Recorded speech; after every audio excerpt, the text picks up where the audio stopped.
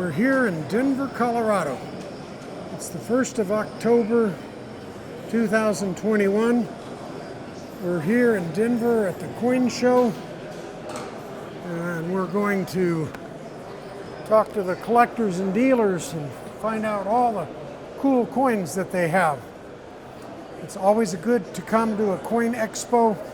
Denver's always an excellent venue because, well, heck, you just go out and see the mountains, as well as the hundreds of dealers here. We're going to talk to more people and find out about what's going on in the coin business. Neal, why do you put this convention on? To gather collectors and purveyors of coins and bullion and tokens and metals together to buy and sell and trade. How long has the show been going on? The show's been going on since 1982. And you got involved? I got involved way back then as a young numismatist and attended the first shows, but now I'm the bourse chair and helping orchestrate all these vendors coming to and from Colorado to trade and sell their wares. What is it like wrangling coin dealers? They're a pretty good-hearted lot of older gentlemen, but we're hoping to get some new blood in to keep the hobby and the industry going. And what are the good things about coming to the Denver show? It's a great variety of numismatics, from tokens to rare collectible coins. We have a really nice staff that help all the vendors and make the experience a very pleasant one for them to travel in and participate in the expo. How about hotels and restaurants? Denver offers a tremendous amount of wonderful restaurants and very nice accommodations, of which the vendors are free to choose whichever ones they like. And you probably have some cool Colorado items. Can you show me these? Sure, we have lots of neat Colorado pieces. This is one of my favorite coins Colorado ever made. This is the 1933 Century of Progress piece that was taken to the World's Fair and sold as a Colorado silver promotion for our mining industry. One of my favorite pieces. It gets a little expensive in higher grade. There's some examples of them. This one's autographed from the Jeff Shevlin collection.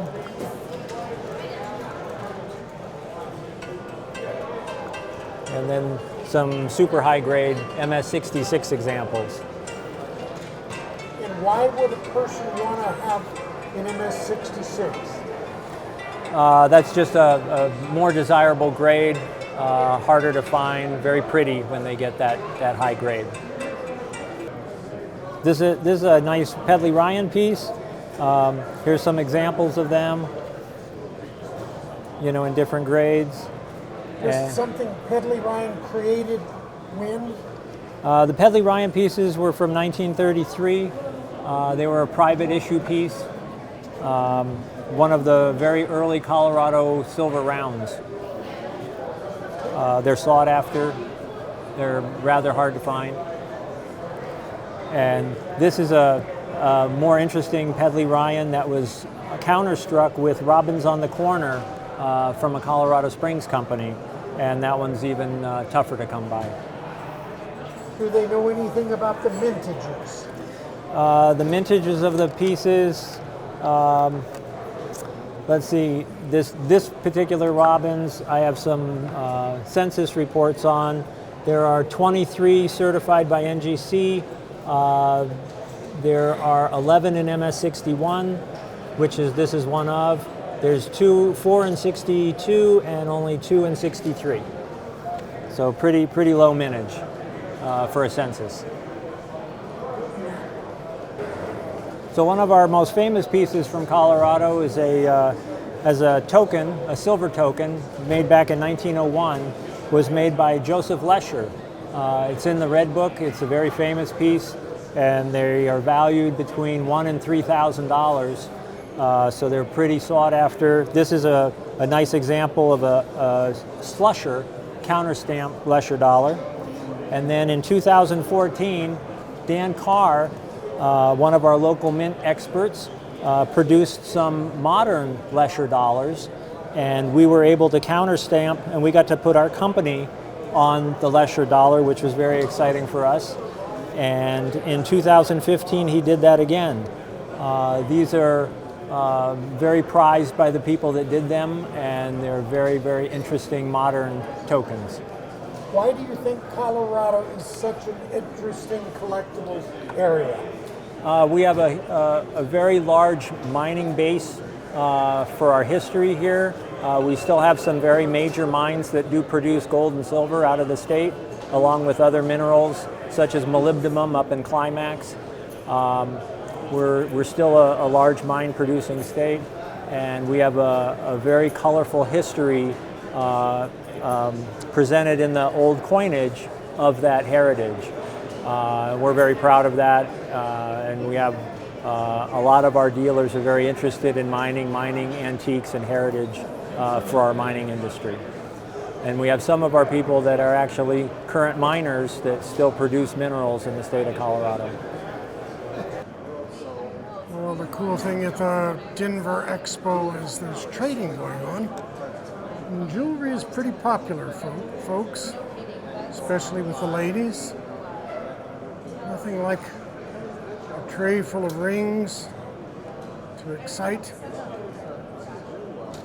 the girls.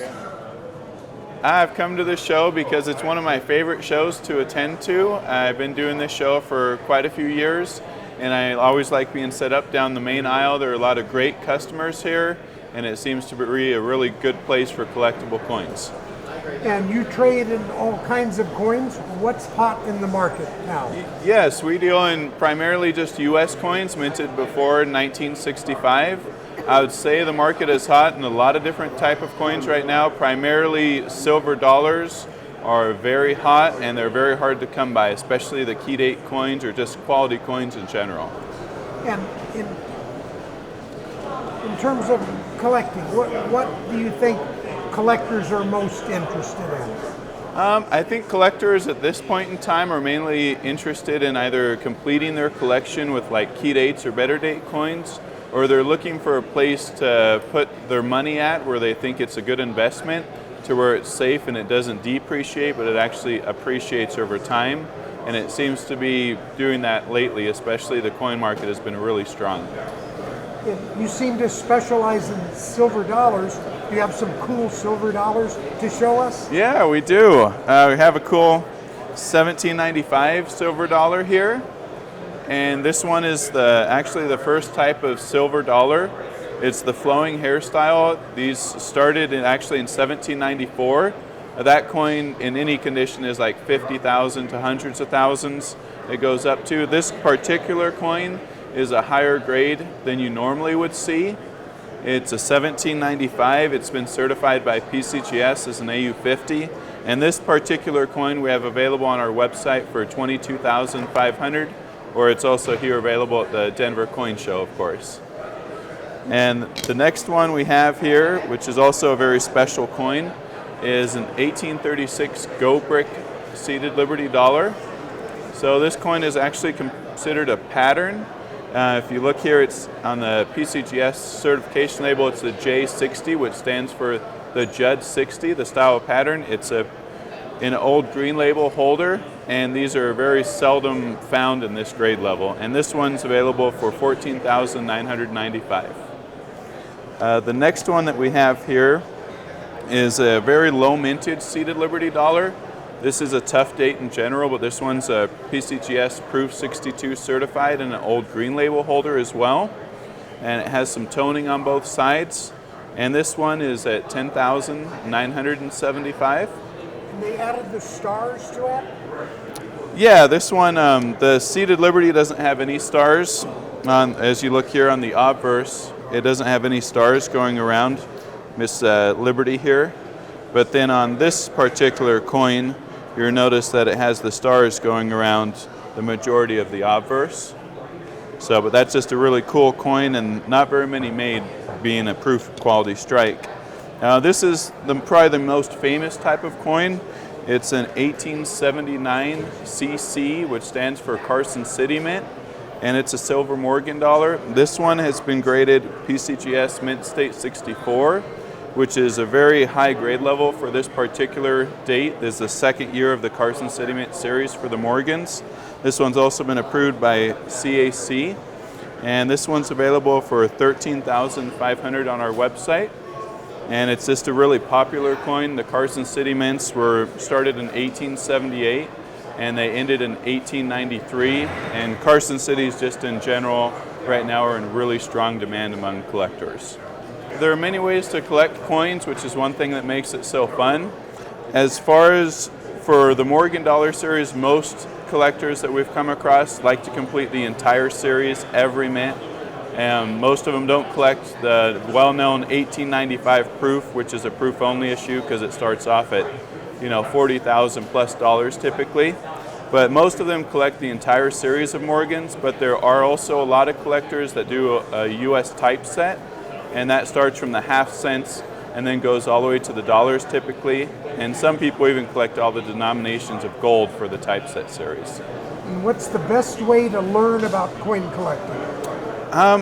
As far as how we learned about coin collecting was just dove into it and we started buying and selling like at the same time. But for just learning to collect, I would say it would be good to build a relationship with a reputable dealer and not to consume a ton of time at the show, but spend 10-15 minutes here and there and ask them questions about coin collecting, what they would recommend, and just going around and getting a variety of opinions to see what they think about the coin market, and just look at what type of coins you're looking to collect. If you're looking for either an investment purpose or if you're just looking to build a collection that's just for fun or, with fun money that you have each month and something to put it into that you enjoy. So I think there's a lot of different reasons to collect, but most of the time it seems like collectors are just looking to have fun or they're wanting to put their money in a place where they think it's a good place and that's safe to be.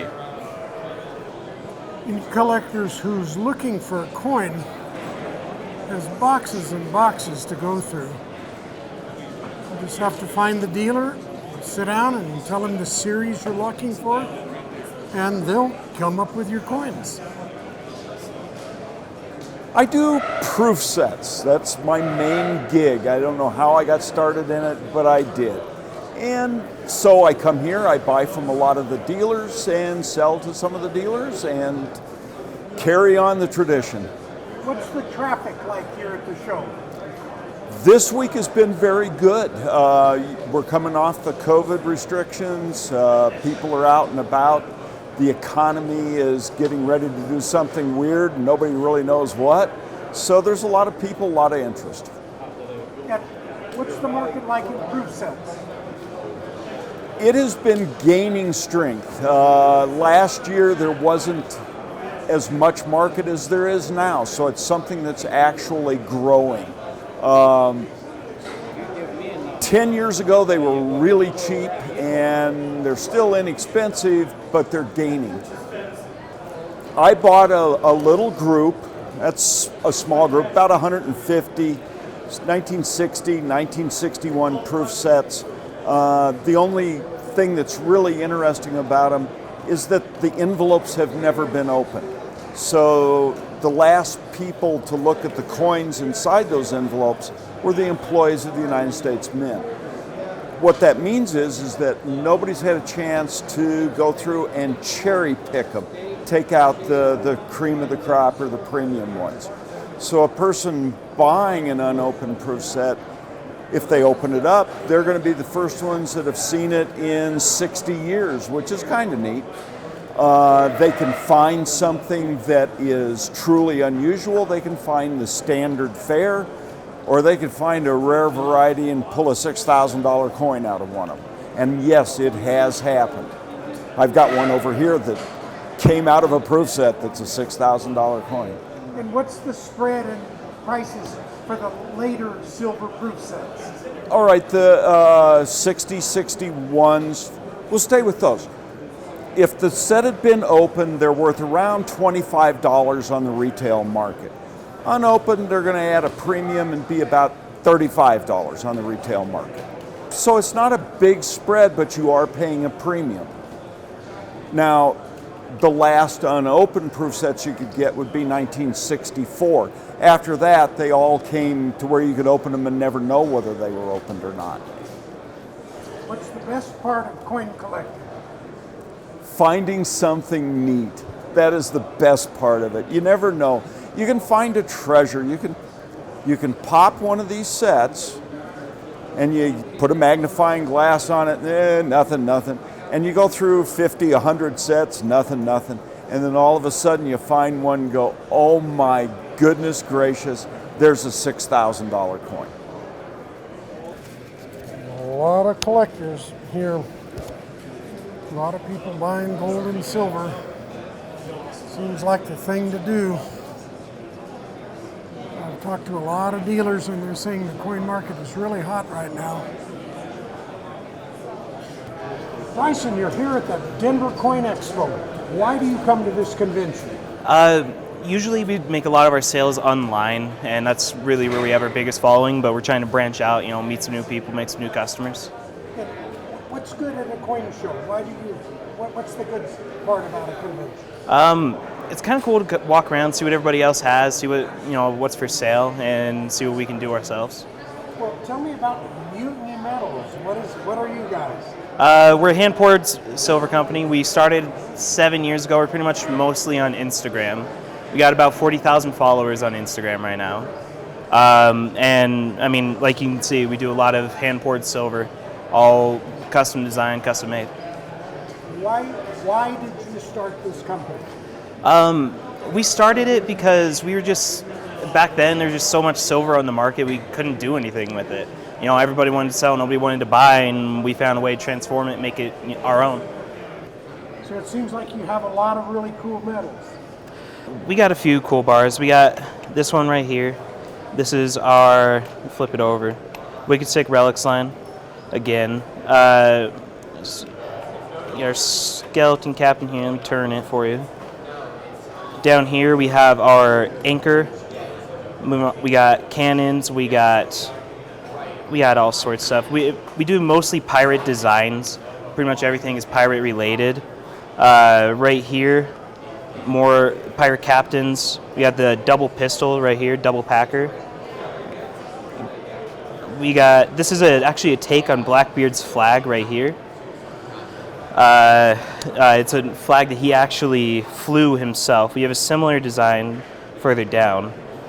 Multiple pistols. This is the actual definition of mutiny on the bar.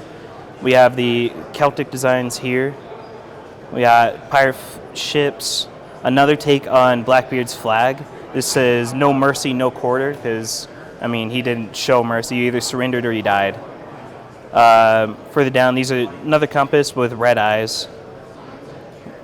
Over here, these are kind of like serpents right here. This is a mermaid. Similar design over here. These are sun gods. These are actually some of our best-selling designs. These are quarter ounces. Right here, we have our little pirate monkey. Right here, black flag. Right here are our originals. This is the original design, first design we ever did.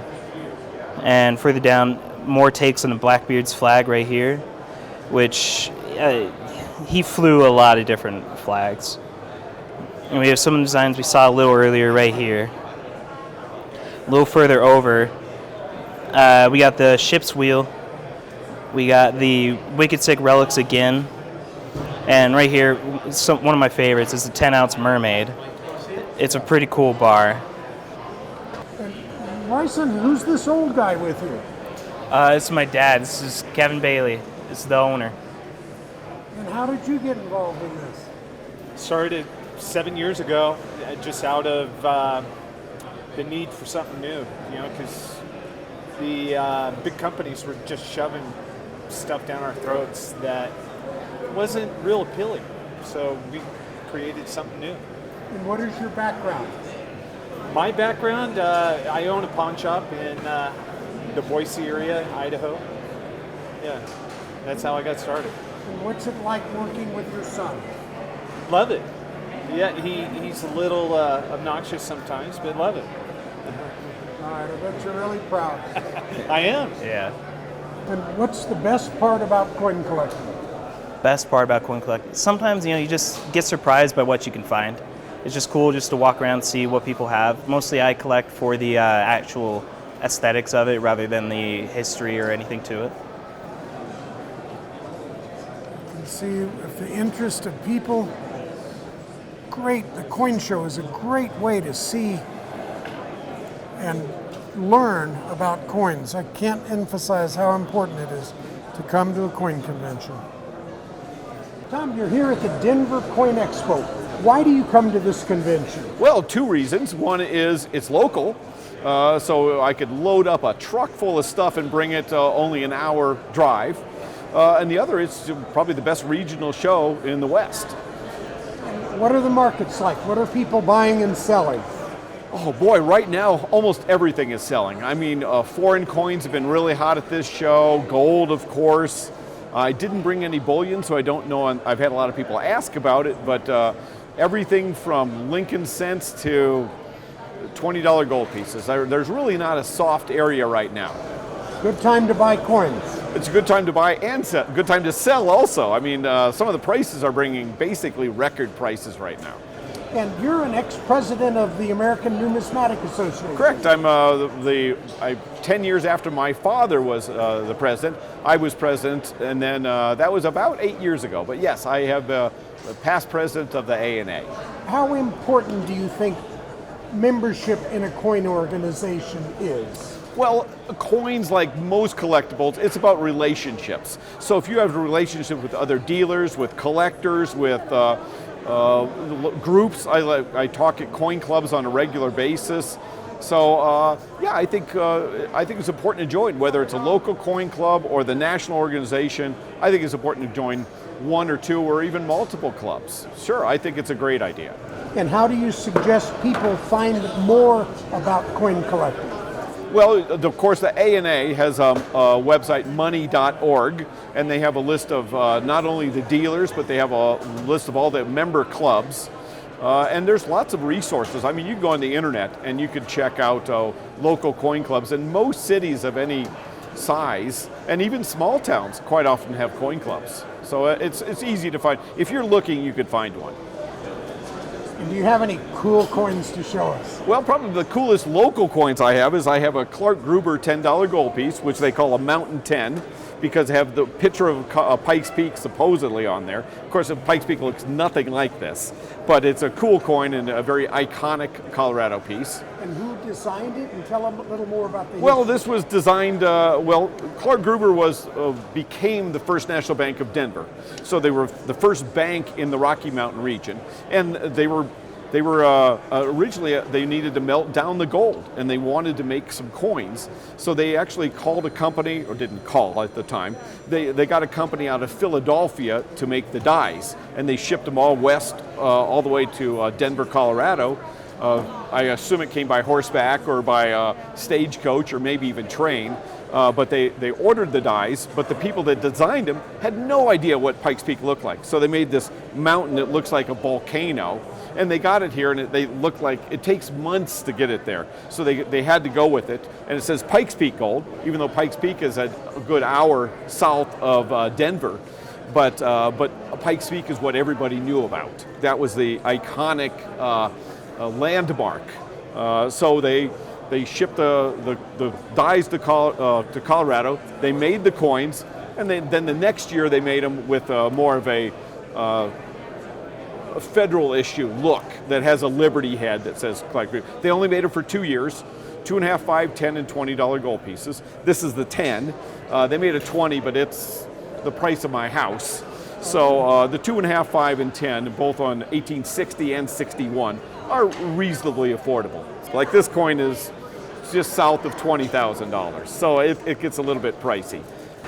Next, I have a Lesher dollar, which Lesher dollars were manufactured, they were used in Victor and Cripple Creek, mainly in the mountains, but they were actually made by Denver Novelty Works here in the Denver area. But these are octagonal coins. Joseph Lesher made these things out of silver, and they were supposed to circulate as $1.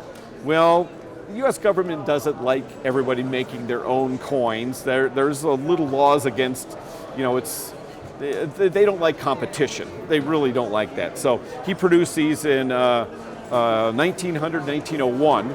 And there's probably 10 different styles of these. Most of them have individual merchants' names on them, whether it's Grand Junction, Colorado, Cripple Creek, Victor, even there's one out of Nebraska, Nelson and Company. So they were regional coins, only circulated for a couple years until the U.S. government basically shut them down and said, you can't make these anymore. And these start out from anywhere from probably $2,000 to $10,000, and they are in the Red Book. So they're not an official U.S. coin, but they are a coin that did circulate. So that's kind of what the Red Book puts as.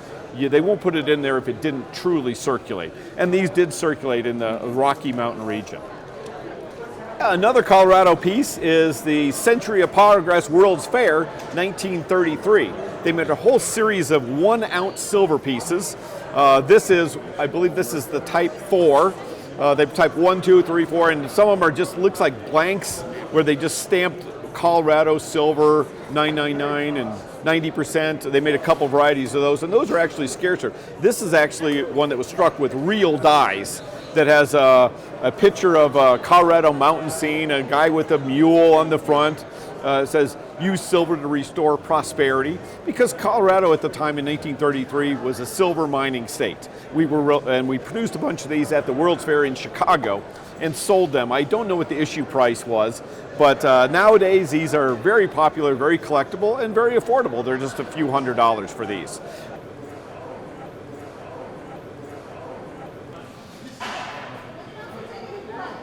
Well, it's Saturday, the coin show. All kinds of people are coming in to do business. And oh my goodness, another day of the best hobby in the world, coin collecting. You're here at the Denver Coin Expo. Why do you come to this convention? Well, I live in the area for one, and coins are my passion. I love history, and this is a way for me to connect with history. You can actually touch something that's 2,500 years old. And what is it about this convention that's a good thing? Well, we have a lot of dealers here, and I've been coming here on both sides of the table for a couple decades now. Everybody gets along with everybody. They're good people. There's a wide variety of things beyond coins even. And you, young lady, why do you come to this show? I think it's really cool to see the history as well. I think it's really cool to see all the silver and gold, all the different types that the coins were made throughout history. It's just so fascinating to me. What kind of things are trading? Well, I've been selling mostly Morgan dollars. That's pretty much what I specialize in. I do have some type coins and some world stuff, but Morgans are pretty hot. I'm selling a lot of Morgans. Why do people like Morgan dollars? I think it's just one of those historic icons. It's a big piece of silver. You can trace it back to the Wild West. There's just a lot of history in the Morgan, and they're widely available. How do you suggest a person get into coin collecting? Buy a couple books. Go to the shows, look at stuff, figure out what you like, get a red book. There's a lot of information there. It's probably the best $12 you're ever going to spend. And young lady, how did you get involved in coin collecting? My boss, he introduced it to me a couple years ago. He always comes into work and is like, look at this cool coin. And it's just so cool. I love looking at them with him. How about the 2 or 3 most popular Morgan dollars? Okay, well, let's pick out a couple here. Okay, this is what we call end of roll, Tony. You can see this coin was stored at the end of a paper roll, and you can see the flaps, how they overlap on it. That's how it gets that pattern on there. And the acid in the paper makes the silver tone or turn colors. Gives it that patina. The back side's white because that wasn't touching the paper. And why do collectors like the toned coins? Not everybody does, but for some it's a huge passion. It's just they're all unique in their own way, and they tone really pretty sometimes. And what kind of value on that one? This one here would be about $500. Okay, and then this one came out of a bag. It's called bag Tony. They were stored in the canvas bags, and then the acid in the bag would make the silver react to it. And this is a graded MS67, which is really a high grade for a toned coin. The value on this one would be about $2,000. And tell us, our viewers, what a CAC sticker is and CAC, what it means. That's a separate company that verifies the grade of the company that put it in the hole, be it PCGS or NGC. And what kind of value on that one? It's about $2,000. Okay, this is an 81 Carson City in a 65 deep mirror proof-like, which means it was struck from a freshly polished dies pair, and that's why it has the reflective fields on it. Only the first few coming off the dies would end up this way. After they were struck more coins, they would the mirror finishes would go away. And this one's valued at about $2,600. And tell me, how is it proof-like? Why do collectors like a proof-like coin? Well, they're very attractive. You get a contrast between the fields that are shiny and the frosty devices. It just has a real pop look to it. And what percentage do you think are proof-like in a series? Oh, very, very small. I would say under 1%. And what kind of value on this one? About $2,600. This is a Mexican proof 1 ounce coin. Again, struck from Mexico City, the oldest mint in North America. And this is a proof 69 deep cameo, which means it has a very good contrast between the mirrored fields and the devices are very, very frosty. What is the image on the front? It's the statue in Mexico City downtown in the plaza. And what's the reverse like? Yeah, the different states on the reverse. And what kind of value? This is about $150. There's a bigger one too, I hear. Yes, I have a 2 ounce. And this one as well is a proof 69 deep cameo. It's basically the same coin as the other one, only doubled in size. And it has the same design on the front and the back as the 1 ounce coin does. And why do collectors like these? Well, number one, they're a good piece of, there's a good way to store silver, and they're beautiful coins. And there's a really big one out here. Yep, and we have a 5 ounce. This is not proof. This is an actual mint state coin, but it's the same design. You just don't see the contrast between the fields and the devices because it's not a proof coin, but it's the same design on this one as well. And this is 5 ounces again. Walking along, still at the Denver Coin Expo. I tell people again, just look in the paper or look on, I guess it shows my age, looking in the paper, telling you Google coin shows and find something local. There's a company, a website called CoinZip that has coin shows on it, several others. Just find a local coin show and come down and see all the fascinating things for coins. You're here at the coin show. Why do you come to this expo? Because I was actually supposed to go to Long Beach, but me and my buddies were deciding we just want to take a road trip, and so we were like, okay, Denver it is, and it's been a great show. Always love the coin shows. Always love to come buy, sell, and trade. It's always a great time. How's the traffic been in terms of people? The traffic's been all right here. Not necessarily. I've sold a lot of stuff the first day. A couple of the rest of the days have been slow, but besides that, it's been cool. How long have you been in the coin business? I've been doing it full time for about 4 months, but I've been collecting and kind of selling on the side for a good 7 years. How old are you? 19. All right. Yes, sir. Is this going to be your full-time vocation? For now it is. I want to branch off into other things, but now I think coins are good. Okay, yes, cool. sir. And what got you started in coins? Me and my grandmother used to go pick out coins from her change in the bank and stuff like that and fill in books. And she got me into it when I was a little kid, and then I just started getting into it myself and branched off. Cool. And you have some really cool items to show us? Yes, I do. So I like the tone coins. It's a beautiful 1879S Morgan dollar and 5+. It's got immaculate textile toning on it. It's got green and pink. It's really beautiful. So this is graded by PCGS. It's a Morgan silver dollar. PCGS is one of the top 3 grading companies besides NGC and Annex. They are one of the most respected for value in the coin world. They're one of the most, they have the best coins. they're my favorite grading company as well. And what kind of value on that one? So this coin originally just in the grade is a $250 coin, but with this kind of toning and color on it, it bumps it up to 7 times 10's the value of the coin. So I priced it at $2,500.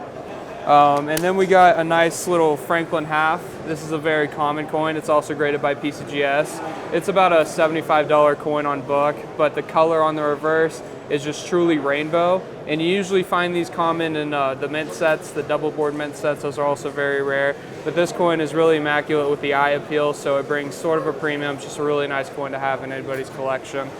And then this one I have valued around 125 bucks. And then we have the 38D Buffalo nickel in a PCGS Radler holder. This was graded by the same company as this, but this was graded in the 90s instead of, this is today's holder, this is back then from the 90s. What's really cool about the 38D Buffalo nickel is that they're very, very common. You can actually still find these in your change, and they go for about $1 in circulated condition, but this being uncirculated goes up towards to $50, and this is probably in your grandma's coin collection. And what about the holders? Do people collect the holders? Oh yes, people collect the holders, especially Radlers. The demand on these in the past, I mean, just year have gone skyrocketed. Why are they called rattlers? Well, the coin rattles inside. You hear the rattling sound, so that's where they get the name Radler. What's the best part of coin collecting? Best part of coin collecting is a never-ending treasure hunt. That's what I love about it.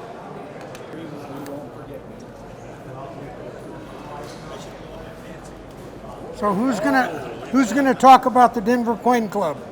Well, this Jerry, any of the three of us, but Jerry, you got the shirt on. You got the same word. Jerry, you're here with the Denver Coin Club. Why does the Denver Coin Club set up at the expo? We provide information for everybody. The idea is we've been in business since 1936, so we've got a well-founded base for information. We see a lot of foot traffic here. We see a lot of people from different places, and gives them an exposure to us and us to them. All right. And how does someone find out more about the Denver Coin Club? Well, we have a list that we're handing out for anybody that would like to take one. And not only is our club included on this list, but we also have all the clubs in the area, so that if they're not in our geographic area, they have a resource that they can look and attend a club that's near their location. We have a website set up. It's available at money.org. This is a youth, and we're giving the youth one of our coins. And we want you to have our coin. And this is our Denver Coin Club, and we had our meeting last night. And our speaker right over there was speaking to us last night about grading coins, how to grade that coin, and to find out what the grade is on that coin. So this is for you. And then right down here is some magazines. You need to come down here. We'll sneak this way. Well, tell me, when did you get started collecting coins? Yeah, a long time ago. I think when I was 2, I started collecting. 2, good for you. What are your favorite coins? That's a little hard. That's a little hard to. You like all coins? Yeah. And how old are you now? I'm 9 years old. What do you want to be when you grow up?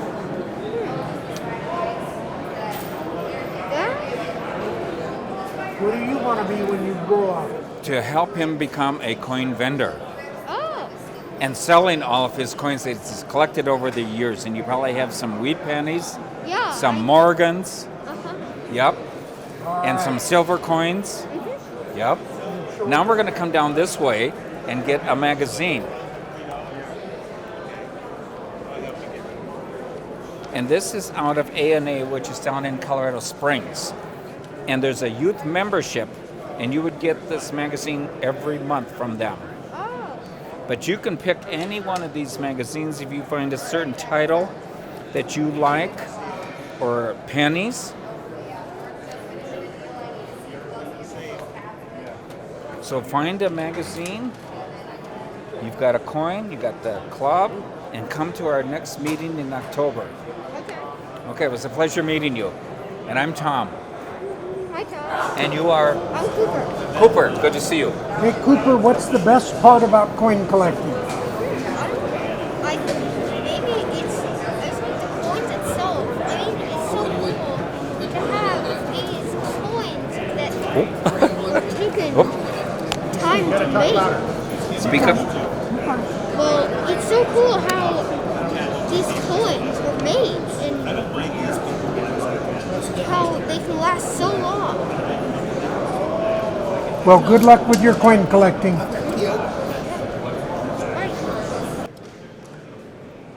And you never know what'll service at these coin shows.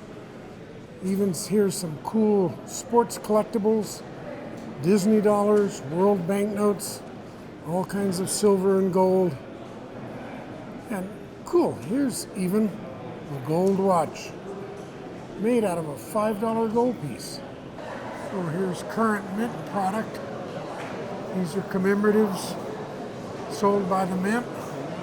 Often they're less expensive on the aftermarket, so you can come and get some great bargains. Well, everybody, it's been a good Denver Expo. I've been here since for the last 3 days, and oh my gosh, you've seen all the people we've talked to. Look, there's people still dealing coins. Well, I am David Lisot. I won't see you with long hair in the future because I go to my 50-year high school reunion this month, and I'll cut it off and go back to being a normal coin person. Anyway, I'm with CoinTelevision. I appreciate you guys. Thanks for watching. I'll see you at the next show.